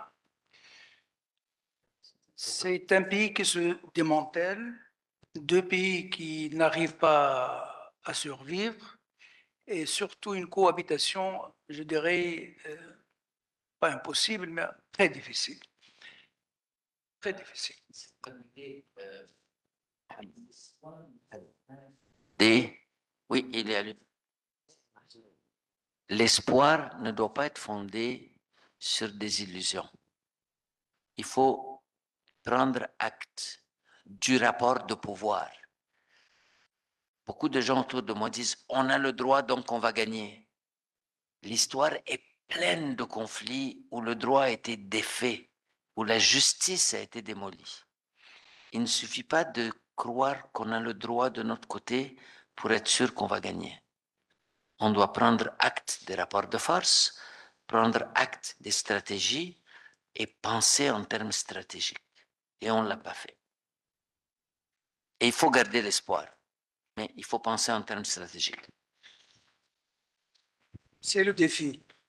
Bien, je prends une liste là qui serait.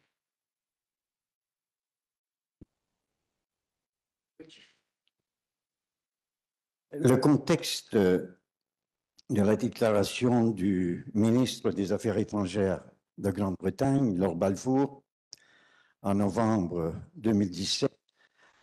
Et je voudrais parler du contexte dans lequel, et que tu élabores un peu, dans lequel ça s'est fait. N'oublions pas qu'une année plus tôt, il y a l'accord entre les Français et les Anglais pour le redécoupage de tout, donc l'accord Sykes-Picot. Et est-ce qu'il n'y a pas un mensonge, une trahison absolument fondamentale qui est à l'origine même et qui va mettre un verre dans le fruit du redécoupage? Et je vais poser la question, lorsque le mandat britannique commence en 22, donc on est quand même quelques années après cette déclaration, il y a eu la chute de l'Empire ottoman avec l'aide, donc les Français, les Anglais sont aux côtés du shérif de la Mecque et vraiment les Turcs sortent. Mais il y a un redécoupage fondamental et j'ai l'impression que pendant tout le mandat britannique, le projet des Britanniques repris aujourd'hui par les Israéliens et particulièrement par les sionistes révisionnistes, c'est de les faire passer en Transjordanie. C'est-à-dire qu'après avoir créé, découpé la Syrie en Liban et en créant l'Irak et la Transjordanie, les Anglais et les Français avaient préparé un lieu où un jour on transporterait l'ensemble des Palestiniens de l'autre côté du Jourdain. Et ça a été un mensonge, particulièrement par Laurence d'Arabie et un peu tout le monde. Et que c'est ça que les Israéliens, c'est cette politique mensongère que les Israéliens continuent jusqu'à aujourd'hui. Alors, je préfère qu'on prenne plusieurs questions. D'accord. On prend 2 ou 3 questions. Deuxième question, s'il vous plaît.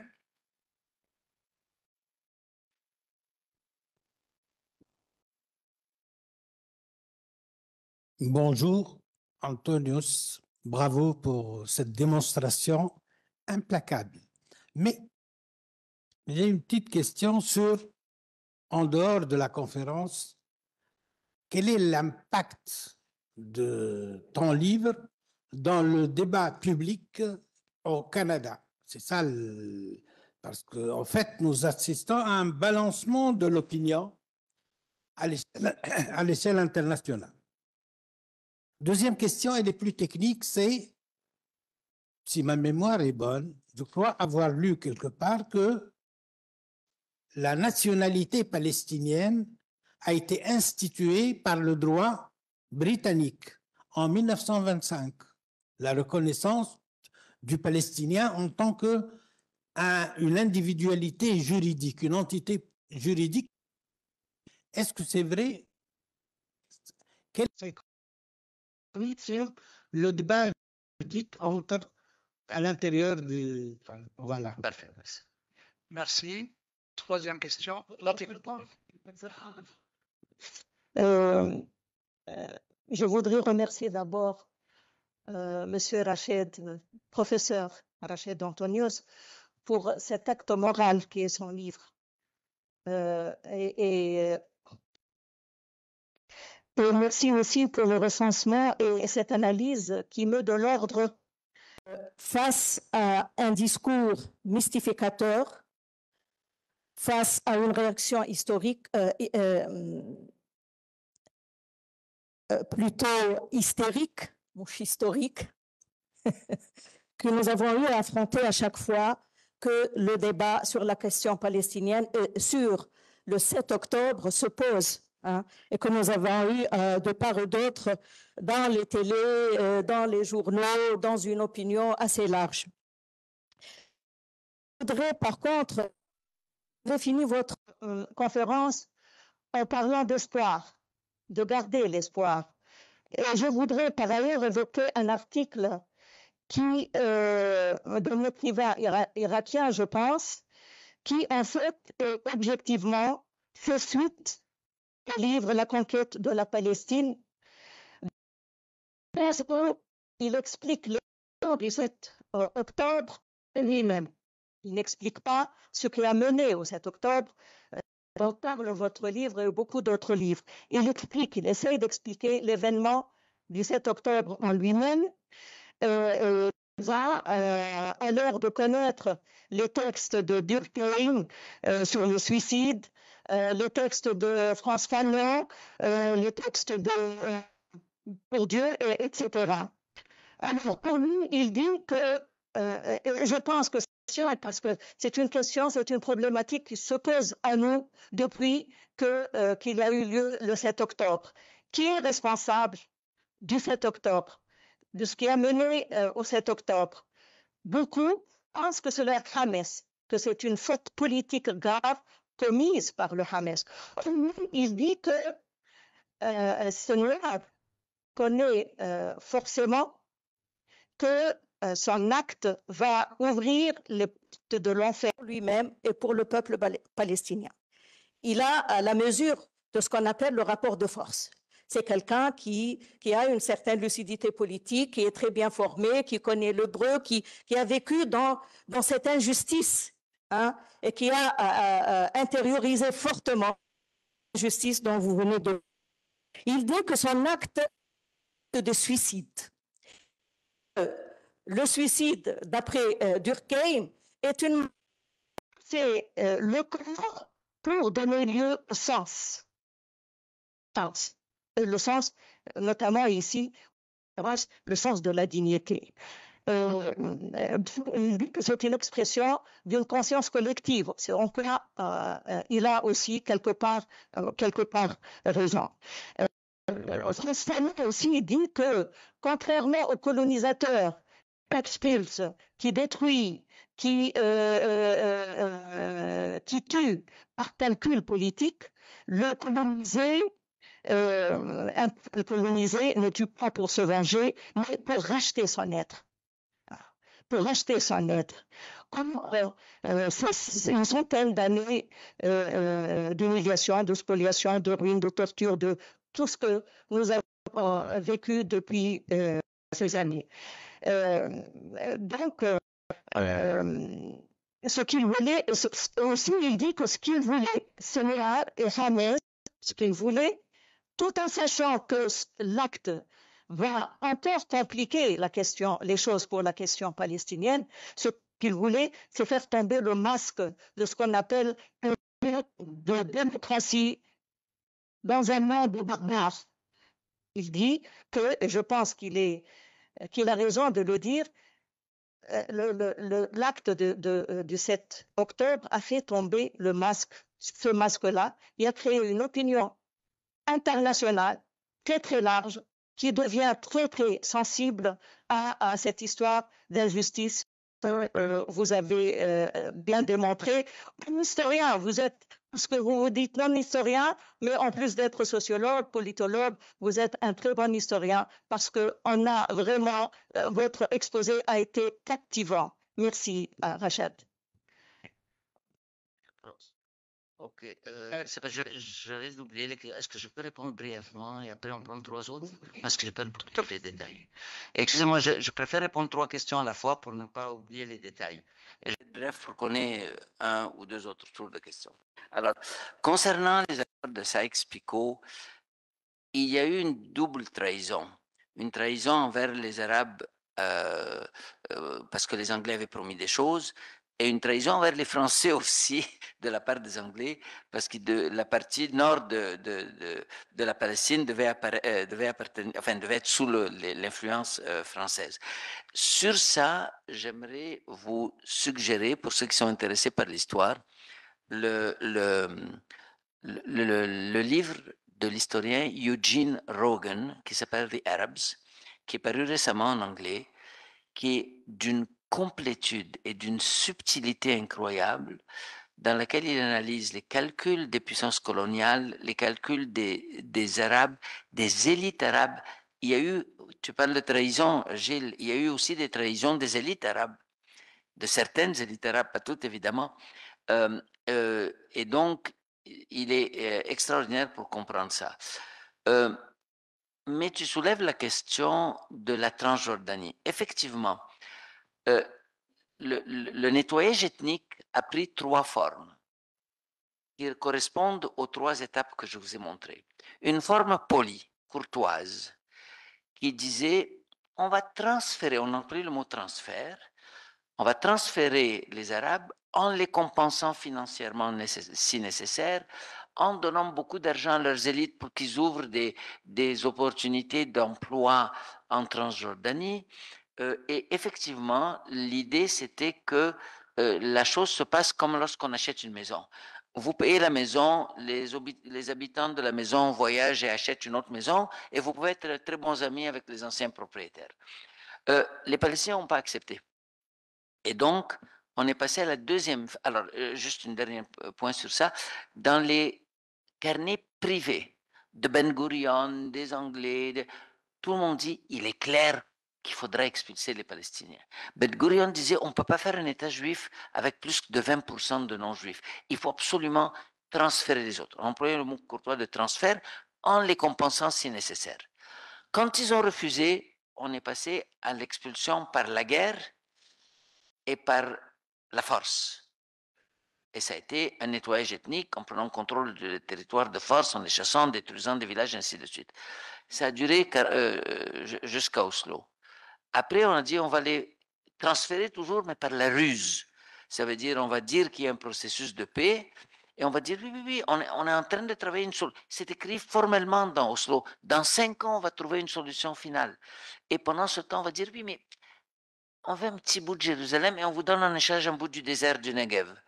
On veut un petit bout autour de Haïfa. Je n'ai pas parlé des processus de paix, mais si on avait le temps, je l'aurais fait. Donc, et en 2003, vous refusez toujours, vous résistez toujours, génocide. Mais c'est 3 ou 4 phases de nettoyage ethnique, poliment, par la force, par la ruse, par le massacre. 4 phases. Mais la logique est la même. Et c'est ça qui permet de comprendre Gaza. Et j'embarque tout de suite sur la dernière question. Est-ce un acte de suicide collectif? Je ne sais pas, c'est une dimension qui me dépasse, ok? Je peux expliquer que Gaza est un cri existentiel de résistance et d'être prêt à mourir. Est-ce que le Hamas a calculé le coût humain pour l'ensemble des Palestiniens et l'a assumé? Est-ce qu'il a sous-estimé? Est-ce qu'il a été manipulé? Je ne sais pas. J'aimerais entendre Sophie là-dessus, mais je n'ai pas de réponse à votre question.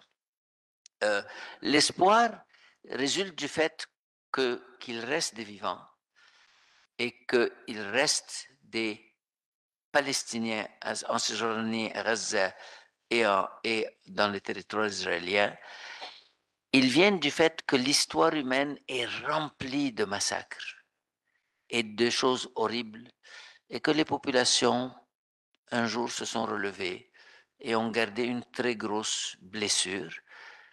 Rien ne pourra effacer la blessure de Gaza, mais il y a des êtres humains qui vont survivre et qui vont construire un futur nouveau. Là, je ne me prononce pas, je n'en sais rien. Sur l'impact du livre, c'est pas à moi à le dire.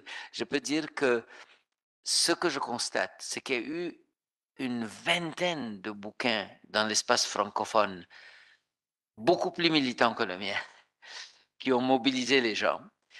Les jeunes, moi j'ai vu autour de moi des jeunes qui n'avaient rien à faire avec la Palestine, qui descendaient tous les samedis manifester. Ce que je constate, c'est qu'il y a eu un clivage très profond entre les sociétés civiles du Nord et les gouvernements et les élites politiques et médiatiques du Nord.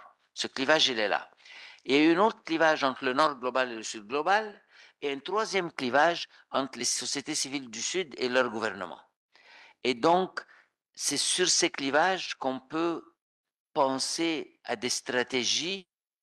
Là-dessus, moi, je vois des camarades, des amis plus conséquents, beaucoup plus profonds et qui ont une pensée beaucoup plus structurée sur quoi faire que la mienne là-dessus. J'ai quelques idées, mais c'est pas moi je peux jouer un rôle de leadership là-dessus. Tout ce que je peux dire, c'est que il y a eu des demandes. J'ai fait au Québec plus de 120 conférences autour du livre, partout, y compris au Parlement du Canada, dans les écoles secondaires, dans les associations, dans le milieu militant, dans les milieux intellectuels, dans les universités. Et en gros, ça a été bien reçu. Ce que mes amis m'ont dit, moi j'ai écrit ce livre pour les gens qui ne comprenaient pas, pour essayer de leur faire comprendre. Et j'ai été étonné de voir des gens qui travaillaient sur la question depuis des années m'ont dit non, non, ton livre apporte des éléments puis une perspective nouvelle. Donc j'en suis très ravi, mais c'est pas à moi à juger de l'impact réel de ce livre. Je n'ai pas assez d'informations sur la question de 1925 et de la reconnaissance de la nationalité palestinienne, donc de l'identité étiquetée Palestine. Je ne peux pas me prononcer là-dessus. Merci. Si Rachid, on termine avec les questions, parce qu'on doit terminer vers Oui. midi et quart. Puis Madame Sophie, je sais, Je vais être plus court dans les réponses, je vous promets. brièvement, s'il vous plaît. Pour cette conférence, je voudrais peut-être, Rachid, compléter une petite chose, peut-être juste pour une précision, parce que Madame ne connaît peut-être pas les statistiques qui viennent de s'exprimer, mais près de 50% de la population israélienne actuelle est originaire du monde arabe. Voilà, à peu près, hein, c'est 45% en gros de la population israélienne est originaire du Maghreb au Yémen. Voilà, mais ça, ce sont juste des statistiques. Mais tu évoquais une question très importante. Le Hamas avait cette cause du 17 octobre. En information, Yahya Sinwar a fait une déclaration en disant le 7 octobre et peu de temps après le début de la riposte israélienne, avait dit voilà, 10 000 morts. Voilà. C'était une déclaration de Yahya Sinwar. Voilà. Nous avons fait le 7 octobre, nous attendons une riposte environ 10 000 morts. Donc le Hamas assumait pleinement l'État palestinien. C'est quelques fois, en fait, un petit point très rapidement. Si le Hamas, le 7 octobre, s'est occupé de gouvernement de sécurité et d'attaquer les casernes, le problème, ce sont des lieux militaires, évidemment, hein, par définition. Si le Hamas s'était occupé de ces deux actions, je suis à peu près certaine que son action eût été internationalement légitimée. Et pour un public international, n'aurait rien à dire. Les massacres de civils ont légitimé l'action du Hamas le 7 octobre. Ça, c'est la première chose. Donc, un calcul politique erroné, si je puis dire. Deuxième chose, c'est que le Hamas a tenu compte du changement de paradigme introduit en Israël l'arrivée de l'extrême droite fasciste. C'est-à-dire que jusqu'à l'arrivée de ces fascistes au pouvoir, il y avait encore peur, y compris sur le gouvernement Netanyahu, dont on sait que le Grand Israël, mais y compris ce gouvernement, il ne peut faire. Donc, l'arrivée de l'extrême droite, elle a besoin les actions de ça, ce changement de paradigme, le Hamas n'en a pas tenu compte. Et donc, en fait, je pense que le Hamas ne s'attendait pas à l'emplacement, en fait, de la guerre israélienne à Gaza. Et bien, ça a été l'impact du 7 octobre était un extraordinaire effet d'aubaine, en fait, pour la riposte israélienne qui pouvait une guerre totale à Gaza. Et à mon sens, un des analyses qui analyse ces erreurs du Hamas, c'est Gilbert Achkar, qui dans un certain nombre d'articles a analysé de façon tout à fait intéressante les erreurs tactiques et stratégiques du Hamas. Merci, Madame Merci. Sophie, s'il vous plaît. Fadal. Bonjour. Je suis Yahis, je suis conseiller financier, je suis de la diaspora tunisienne. Est-ce qu'on peut, je m'excuse, est-ce qu'on peut lire d'une autre façon et d'autres approches en tant qu'économiste financier et ex-conseiller de plusieurs gouvernements, et j'ai travaillé à l'Organisme mondial de commerce, j'ai appris quelque chose. J'ai appris qu'il y a l'histoire cachée, qu'on ne dit pas à tout le monde. Même dans le comité, dans l'Organisme mondial, par exemple, il y a des choses qui restent confidentielles. Et on sait très, très bien que l'histoire, c'est pas ce qu'on voit maintenant. Nous, on voit que l'argent, c'est le financement, c'est l'argent qui domine. Vous êtes d'accord avec moi ou non? L'argent, c'est une ère des guerres. Al-mal ou al-a'mal, zinat al-hayat. Je termine, c'est moi. Vas-y. Nous, en Tunisie, on dit, si on met l'argent sur la bouche d'une personne morte, elle se réveille, elle sourit. Moi, je vois autre chose pour le Palestine. Je prends... Brièvement, s'il vous plaît. Oui, non, pour que ma question soit claire. Moi, j'ai entendu, est-ce que vous avez suivi le discours de Trump au Knesset? Ça, c'est très, très important. C'est un homme d'affaires. Il faut penser à la façon... L'ex-américain, qu'est-ce qu'il a dit? S'il n'y a pas, je suis sioniste, s'il n'y a pas un Israël, on crée. C'est-à-dire Israël. Ouais, exactement. On crée. Et qu'est-ce qu'ils ont dit les stratèges britanniques et américains depuis le 18e, 10e siècle, etc., voir ces livres. Si vous restez une puissance, il faut mettre, c'est-à-dire sous votre domination, la région MENA. Il ne faut pas laisser. Là, notre faute, nous les Arabes, ça ne fait pas 2 ans, 3 ans, le nom saoudite. Ça, les Américains, c'est pas Palestine, c'est ce monde-là. Et même pour le président, le plus important, la route devant les Chinois, le monde arabe sera une terre brûlée. Vous êtes d'accord ou non?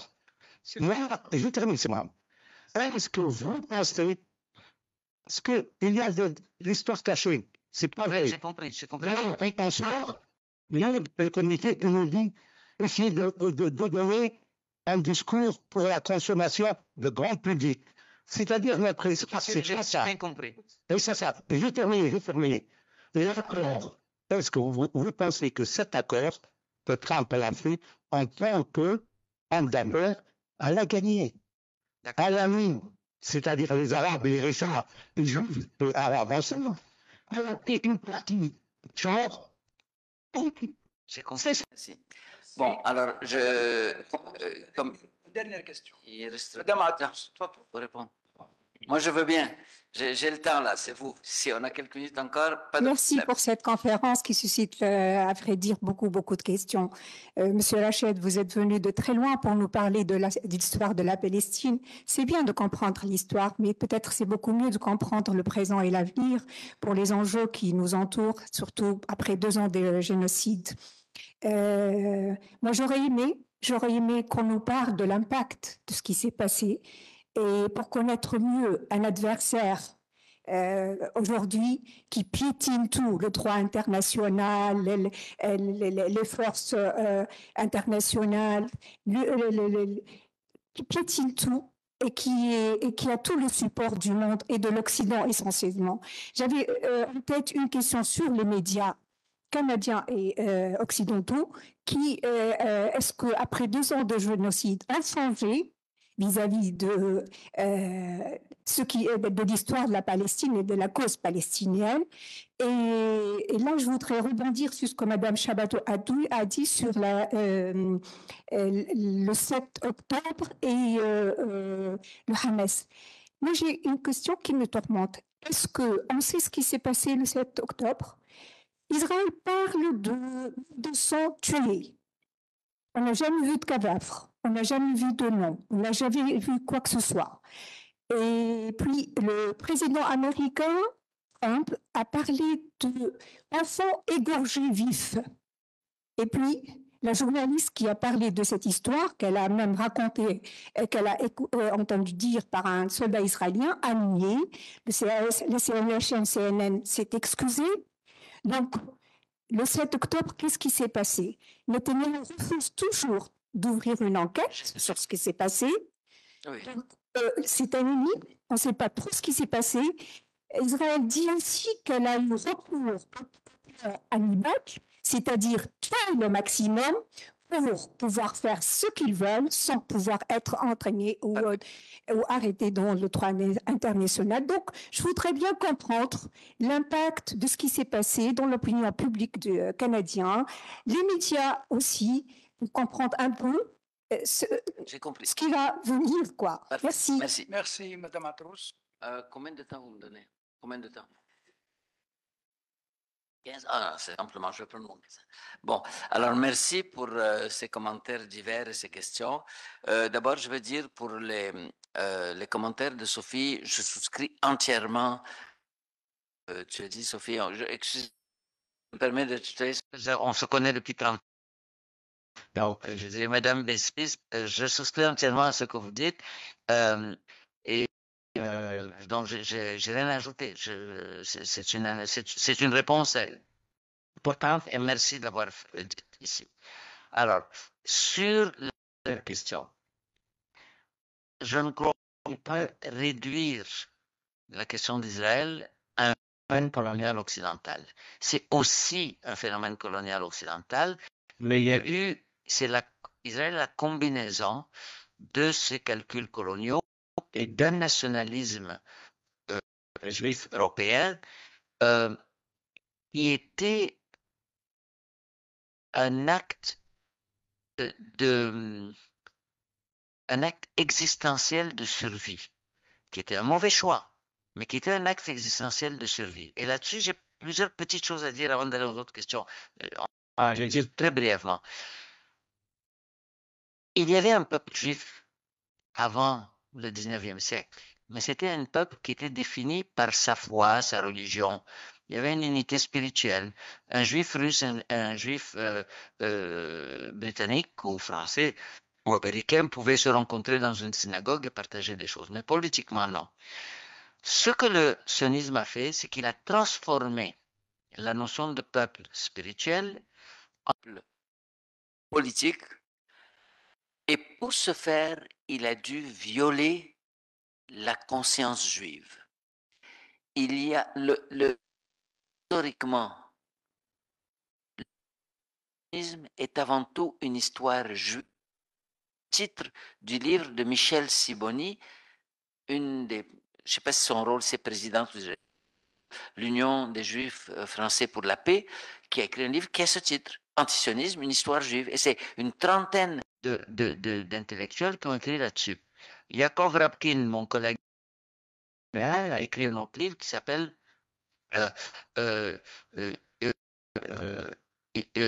Histoire Histoire de l'opposition juive au sionisme, lui aussi. Donc, dans mon analyse, et là, c'est une opinion personnelle, là, je ne peux pas prétendre avoir fait des études là-dessus, mais je crois que ce que je crois de moi, c'est que l'opposition juive au sionisme a trois sources. Une citoyenne, des gens qui disent, en tant que citoyen, la politique israélienne viole les droits humains, viole mes valeurs de justice, et je m'oppose à elle en tant que citoyen. Et il y a une opposition religieuse qui elle-même se décline en deux branches. Il y a des gens qui disent l'établissement de l'État d'Israël viole de la Torah qui dit qu'on a le droit d'établir un État pour les Juifs qu'à telle et telle condition qui ne sont pas remplies. Donc on est opposé. Et il y a une autre source de l'opposition juive au sionisme qui dit l'établissement d'Israël viole nos valeurs les plus fondamentales, les valeurs universelles qu'on peut trouver dans l'espace, dans une certaine spiritualité juive. Donc, il y a toutes ces choses-là, mais la résultante est qu'à cause des persécutions, des pogroms et éventuellement du génocide des Juifs en Europe, beaucoup de Juifs ont dit, c'est pour ça que j'ai mis l'extrait de Moshe Dayan. Il dit, ne blâmons pas les Arabes, on les a chassés, on a pris leur terre. Mais il dit, on n'a pas le choix. Parce que c'était notre survie ou pas. Eux, à la limite, ils auraient pu aller dans le pays d'à côté. C'est pas très grave. Mais nous, on risquait notre peau en restant en Europe. Donc ça, c'est la logique. Alors moi, c'est-à-dire, je n'approuve pas la conséquence de cette logique, mais j'en tiens compte et on se doit d'en tenir compte. Comme l'a dit Mme Bessis aussi, beaucoup de Juifs européens, de Juifs arabes ont vécu pacifiquement, en paix, en convivialité dans les sociétés arabes, avec des petites discriminations. Il y en a eu, il ne faut pas se cacher ça. Quand il y avait des moments de tension, ben, ils étaient les premiers à être punis. Il y a eu des discriminations, ce n'étaient pas des citoyens à part égale. Mais en gros, il n'y a jamais eu les pogroms qu'il y a eu. Et c'est à partir de l'instauration d'État d'Israël que cette notion de double allégeance possible des Juifs a été évoquée et qu'il y a eu des décisions malheureuses.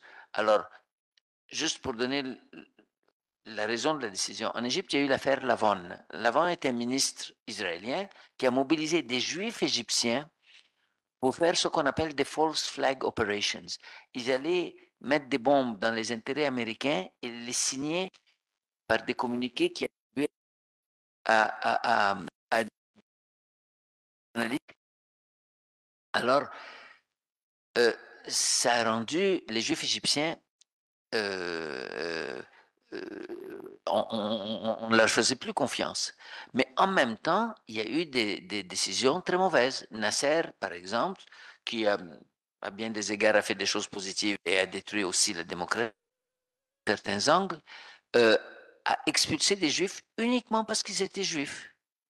Et un de ces Juifs, l'avocat Haroun, on l'a mis en prison et on lui a dit, ben, tu es libre si tu pars. Et il a dit, non, moi je suis égyptien. Je préfère rester en Égypte en prison qu'être libre à l'étranger. Et donc, il y a eu des Juifs comme ça qui sont à l'Égypte, m'a chassé injustement. Donc, il faut tenir compte de cet aspect-là pour montrer comment les tragiques d'événements ont amené des Juifs arabes à aller en Israël et beaucoup le regrettent. Essayez de trouver sur YouTube le film de Eyal Sivan et Michel Khleifi qui s'appelle Route 181, où il interviewe des Juifs originaires de Tunisie, du Maroc et d'Algérie qui disent on s'est foutu de nos gueules et on nous a fait venir ici alors qu'on aurait dû rester. Donc, c'est un élément dont il faut tenir compte. Le calcul erroné du Hamas je crois que effectivement, alors mon problème avec le Hamas, c'est que oui, c'est un mouvement de résistance. Je suis fait accuser d'islamistes de guerre. Parce que je disais, le Hamas est avant tout un mouvement de résistance, mais qui me pose problème à cause à la fois de son ancrage religieux de la lutte et de sa vision de la violence. Et deux aspects sont problématiques, contre-productifs, politiquement négatifs et moralement injustifiables. Donc, je n'ai aucune sympathie pour l'orientation idéologique du Hamas, mais je constate simplement qu'il a agi en mouvement de résistance et est tout à fait d'accord que si il avait été plus clair et si son idéologie n'avait pas troublé son jugement et qu'ils avaient attaqué uniquement des soldats, leur lutte aurait été beaucoup plus légitime. Elle n'aurait pas été ici aujourd'hui. Et ils ont attaqué des civils. Alors, qu'est-ce qui s'est passé le 7 octobre? Il y a beaucoup d'éléments qu'on ne connaît pas, vous avez raison. L'affaire des bébés égorgés, l'armée israélienne a dit c'est faux. La police israélienne a dit c'est faux. Mais Netanyahou l'a répété, Biden l'a répété, Netanyahou a continué à la répéter, Trump l'a répété. C'est faux. Ceci dit, il y a eu des actions extrêmement négatives. Plein d'autres détails que je pourrais vous donner, mais qu'on n'a pas le temps. Mais pour vous dire simplement qu'on ne sait pas vraiment ce qui s'est passé, mais on sait qu'il s'est passé, on est un minimum et un maximum. On sait qu'il s'est passé des massacres et des otages de civils, et au plus, peut-être des viols. On n'a aucune preuve jusqu'à maintenant, aucune preuve qu'il y a eu des viols. De brûlage de bébés, d'abord un petit kibbutz ne peut pas produire. Démographiquement, c'est possible. Donc, et en plus, l'armée israélienne dit que c'est faux. Donc, on ne sait pas ce qui s'est passé, mais on sait qu'il y a eu des erreurs stratégiques. Et est-ce que le leadership a fait un choix existentiel en disant, écoutez, il n'y a pas eu une lutte de résistance pour laquelle la population occupée n'a pas payé un prix très élevé, que ce soit en Algérie ou dans la France occupée. Donc, on peut justifier ça comme ça. Maintenant, l'histoire cachée, elle n'est pas tellement cachée que ça. Il y a on connaît c'est quoi les intérêts économiques. Avec Trump, il n'a plus rien, il ne sent pas le besoin de cacher quoi que ce soit. Il a nommé un entrepreneur immobilier pour gérer Gaza. Bon, après, il faut dire aussi que l'Arabie Saoudite a mis 2,5 milliards dans les mains de Kushner et que le Qatar a mis 1,5 milliard.